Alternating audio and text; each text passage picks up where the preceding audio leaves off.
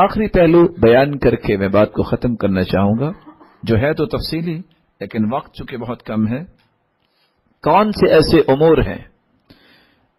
جن کی وجہ سے انسان اسلام سے خارج ہو جاتا ہے؟ ان امور کو نواقض اسلام کہتے ہیں کہ اسلام سے انسان دور ہو جاتا ہے۔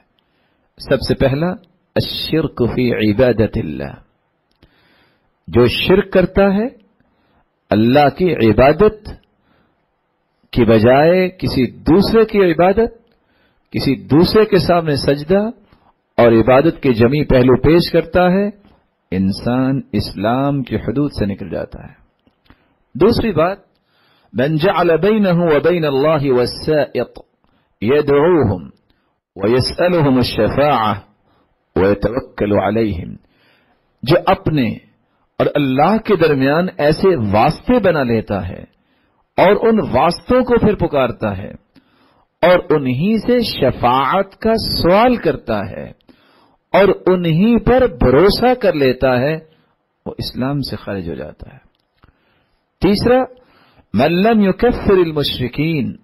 او شک فی کفرہم او صحح مذہبہم، جو کسی کافر کو کافر نہ کہے، یہودی عیسائی کافر ہے،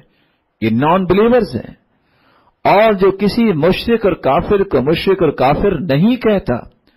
یا شک کرتا ہے کہ کہیں کہ نہ کہیں، یا ان کے مذہب کو صحیح سمجھتا ہے، وہ اسلام کے دائرے سے خارج ہے۔ چوتھا، من اعتقد ان هدی غیر النبی صلی اللہ علیہ وسلم اکمل من ہدی او حکم غیرہ احسن من حکمہ، جس شخص کا یہ عقیدہ بن جائے کہ اللہ کے اور اللہ کے رسول کے فیصلے یا حکم کے علاوہ کسی اور کا فیصلہ اچھا ہے، یا رسول اللہ صلی اللہ علیہ وسلم کی ہدایت کے علاوہ کسی اور کی ہدایت اور تعلیمات اچھی ہیں، یہ بھی اسلام سے خارج ہو جاتا ہے۔ پانچواں، من ابغض شيئا مما جاء به رسول اللہ صلی اللہ علیہ وسلم ولو عمل به، جو شخص اللہ کے رسول جس دین کو لے کر آئے ہیں اس دین کے کسی بھی پہلو کے بارے میں بغض رکھتا ہے، خواہ عمل کرتا بھی ہے پھر بھی وہ کافر ہے اور اسلام کے دائرے سے نکل جائے گا۔ میں اس کی ایک چھوٹی سی مثال دوں گا تنبیہ کے لیے۔ آج ایک عورت پردہ بھی کرتی ہے، اور اگر یہ کہے کہ یہ تو اسلام کی مصیبت ہے، بغض ہے، یہ کیا ہے خیمہ ہر وقت اٹھائے پھرو، بغض ہے، یہ کیا ہے خانچہ جو بنا دیا اسلام نے اور قید کر دیا ہے، یہ بغض اگر کسی کو سمجھ آ گیا ہے، پتہ ہونے کے باوجود یہ بغض ہے، تو اپنے ایمان کی خیر منانی چاہیے۔ ایک شخص بھول گیا ہے، ایک شخص پتہ نہیں ہے، پڑھا نہیں ہے، سمجھا نہیں ہے، اور اس نے اللہ کے رسول صلی اللہ علیہ وسلم کی اس سنت داڑھی کو رکھا ہی نہیں، اس کو کاٹ دیا ہے، صاف کر دیا ہے، غلطی ہے، گناہ ہے، اور ایک کہتا ہے اس کی ضرورت ہی نہیں ہے۔ یہ کیا، یہ داڑھی ہے کہ جھاڑی ہے؟ یہ بغض اپنے ایمان کی خیر منائے۔ اس لیے وہ لوگ جو بحث کرتے ہیں اسلام میں داڑھی ہے کہ داڑھی اسلام میں ہے، ان کو یہ بات غور سے پڑھنی چاہیے۔ جو رسول اللہ صلی اللہ علیہ وسلم کے لائے ہوئے دین کے بارے میں بغض رکھتا ہے، خواہ وہ عمل بھی کرتا ہے، اسلام کے دائرے سے کہیں نکل نہ جائے۔ چھٹی بات،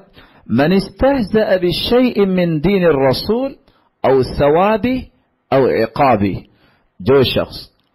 اللہ کے رسول کے دین کی کسی پہلو کے ساتھ مذاق کرتا ہے، یا جو ثواب اللہ کے رسول نے بیان کیا اس ثواب سے مذاق کرتا ہے، لو کانٹا راستے سے اٹھانے سے جنت مل جائے گی، مذاق کرتا ہے، بھلا اتنے چھوٹے عمل پہ جنت،